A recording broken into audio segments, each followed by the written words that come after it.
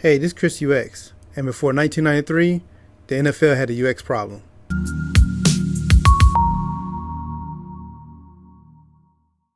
The NFL halftime shows were a bit different from the spectacle that we see today. Instead of star-studded performances that now capture millions of viewers worldwide, these shows were typically more modest, often focusing on marching bands, drill teams, and other traditional performances. And because of this, viewers were tuning out during halftime. It got so bad in 1992 that Fox ran a live special during halftime featuring In Living Color, and 20 million people switched the channel. 20 million. Time of a Super Bowl. Got 20 million views. And then the next thing you know, the Super Bowl of the following year, the NFL dropped Michael Jackson. Yes. What had happened was Keenan and Eric Gold and those guys came up with the idea to do the halftime show because they had bands, marching bands playing. Yes. And Keenan they was like they got with Doritos and I think Pepsi, somebody else, and they was like, we're gonna steal the audience. And Living Color was at its biggest. Yes. And it was like, we gonna take that audience and bring them to In Living Color, and did a special In Living Color halftime show. All the viewers scattered, left the Super Bowl, went to Fox, watched this hilarious live In Living Color episode. That's where this comes in. Our Super Bowl countdown clock. It'll be coming on later in the show to let you know when to switch back to the second half. You won't miss any of the senseless brutality. But check this out. The Bad Boys of Comedy got a lot of action for you right here. Fire Marshal Bill, Men On, and Color Me Bad performing here live. And about 2,000 censors ready to pull the plug at any moment. So if you're ready, hey, we're ready. So let's hang out with the homeboys right now. What's up?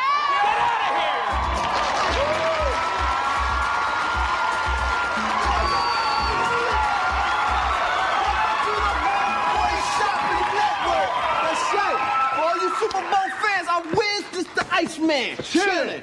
Yo, welcome to our Super Bowl halftime set. We got some super slick, smash it with a brick. If you don't like it, you can. Sorry, censors, that's merely a display item. That's right, coming to you live, y'all in the house. Yo, check it out. For all you little couch potatoes out there sitting there saying, yo, homeboy, how can I get closer to the action? Bet. Best seats in the house. Yo, not only will we get you on the field, but we can actually get you in the game. That's right. They broke my ribs. I want my money back. Another satisfied customer. Bowl halftime show only exists because of In Living Color. People forget that it was halftime of the Super Bowl. In Living Color did a special. Everybody turned to In Living Color. Ratings through the roof. Guess who the NFL booked the next year? Michael goddamn Jackson. Come on, fam. Keenan Ivory Wayans. He put all that shit together. Yeah. And they all come from this cool group too, because it's Eddie Murphy, Keenan, Robert Townsend. Mm-hmm. That's that clique. Yeah. Those guys changed, to me, not only Black Hollywood, but Hollywood in general, and comedy. They all are forces that will be reckoned with. Right. And it started with Eddie. That's why if you look at the raw credits, you see it. You saw who directed it, Robert Townsend. You saw who wrote the opening sketch, Keenan Ivory Wayans. He brought in his homeboys with that. These, like, three of the greatest whatevers of all time created all this different shit. And Keenan found a way to merge hip-hop, and hip-hop was still new at the time. In Living Color was putting hip-hop stars that never got a television credit at first. The Fly Girls. Yep. Embraced the culture of it. So Keenan is always, to me, is going to be like, you know, that's one of the only people that's ever told me that I was going to be okay. Right. That I took that fucking shit serious. So the NFL knew they had a UX problem. The audience didn't want that generic halftime show anymore. They needed some entertainment that matched that energy. So what do? They used UX principles.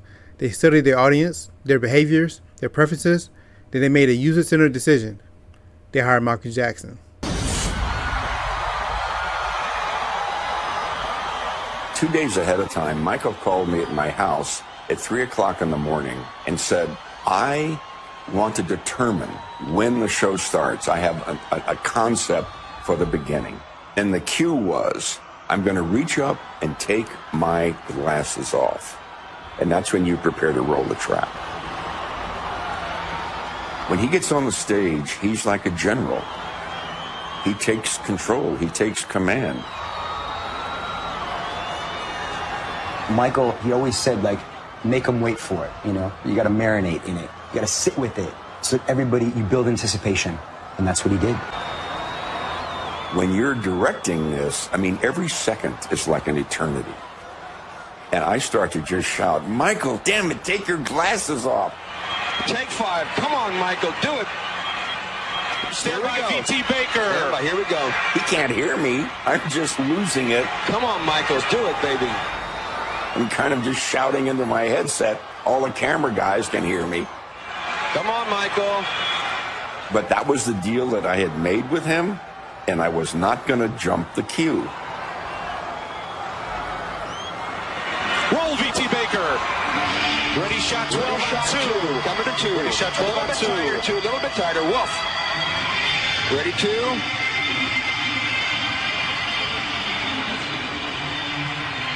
Take. Shot 13 on 5 next. 3. Ready, 4.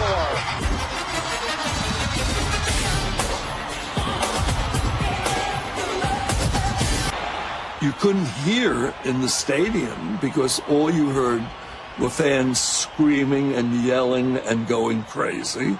He created this spectacular show. The halftime performance actually beat out the rating of the game, which had never happened before. If you're a UX designer, this part should sound familiar. Before designing a product, we research our users. Who are they? What do they want? What frustrates them? The NFL did the same thing. They look at their audience. Super Bowl demographics, mainly young adults. Music trends, pop and rock were dominating. Viewer behavior, they were leaving at halftime. So they made a user-centered choice. They gave the audience what they wanted. And it worked.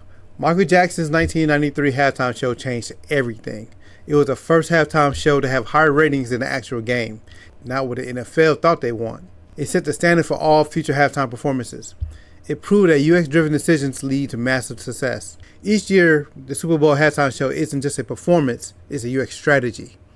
Just like in this past Super Bowl we just witnessed, Kendrick Lamar headlined. Love it or hate it, it's designed for the audience. As a UX designer, what can we learn from this? 1. Always do your research. Don't design for what you think is best, design for what the user actually wants. 2. Solve real problems. The NFL had a retention issue, and they solved it by improving the user experience. 3. Stay adaptable. Trends change. User behavior shift. The best UX designers and businesses evolve with the audience. The Super Bowl halftime show proves that good UX isn't just for apps and websites. It's everywhere. It's in sports. It's in music. It's in entertainment. And when you understand your users, when you design for their needs, you don't just make a show. You create an experience. So this recently, Kendrick Lamar headlined the show. The ratings came back, and the show surprised Michael Jackson the first time ever for that to happen. Now, does that mean everyone loved the show? No. There are plenty of love and hate for the show. But at the end of the day, the stakeholder, the NFL, only care about viewership because viewership means money. So tell me, which Super Bowl halftime show was your favorite and why? Leave it down in the comments. And do you think the NFL always get the UX research right when picking the performers? So I'd like to hear your comments and your feedback. Like, share, subscribe, and I'll catch you on the next one. Later.